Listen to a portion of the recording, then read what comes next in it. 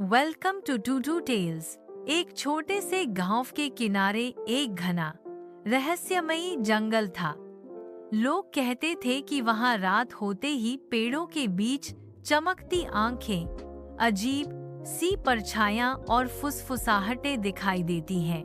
जो भी गांव का बच्चा अकेला वहां जाता, वह तुरंत लौट आता और कुछ भी नहीं कहता। लेकिन गांव के दो दोस्त, काव्या और समीर, बहादुर और जिज्ञासु थे। वे हमेशा नई चीजों की खोज में रहते और इस जंगल के रहस्य को जानने का मन बना लिया। एक रात चांद पूरी तरह से ढका हुआ था और हवाएं धीरे धीरे पेड़ों की शाखाओं के बीच से फिसल रही थीं।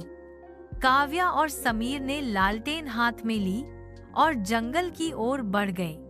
हर कदम पर टहनियों की चर चर की आवाज, पत्तियों का सरसराना और दूर कहीं उड़ते उल्लुओं की हू की आवाज उनके कानों में पड़ रही थी।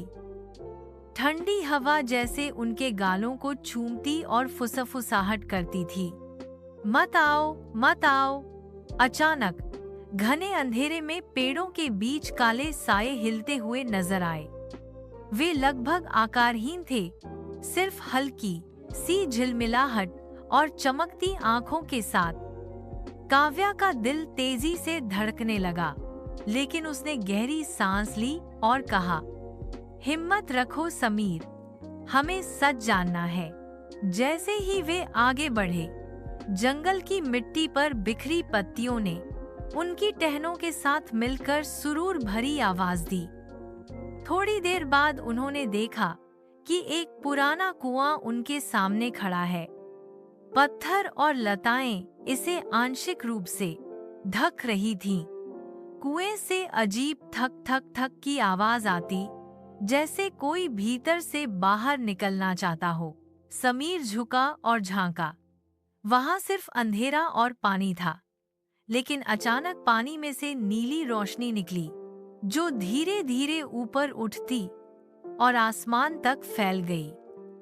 रोशनी इतनी चमकदार थी कि उसके नीचे पेड़ों के साए और पत्तियां नीले रंग में चमकने लगीं।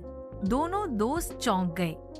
उनकी आंखें नीली रोशनी के केंद्र में लगी रही। रोशनी ने धीरे धीरे एक पक्षी का रूप ले लिया। उसके पंख चमकदार और चमचमाते थे। पक्षी ने अपनी आवाज में कहा, मैं इस जंगल का रक्षक हूँ। सालों से कोई यहाँ आने की हिम्मत नहीं करता था। तुम्हारी बहादुरी ने मुझे मुक्त कर दिया। अब यह जंगल फिर से सुरक्षित है। फिर अचानक पक्षी धीरे धीरे धुंध में गायब हो गया। जंगल की हर आवाज शांत हो गई। पेड़ों के पत्ते जैसे धीरे धीरे हिलना बंद हो गए। ठंडी हवा अब आरामदायक लग रही थी। अगली सुबह गांव वाले देखकर चौंक गए। वहां के जंगल में अब कोई डरावनी फुसफुसाहट या चमकती आंखें नहीं थीं। काव्या और समीर की बहादुरी की कहानी गांव में फैल गई और उसके बाद से लोग बिना डर के उस काव्या जंगल में आने लगे। मॉरल: सच्ची बहादुरी डर के बिना नहीं होती, बल्कि डर के बावजूद आगे बढ़ने से होती है। Like and subscribe.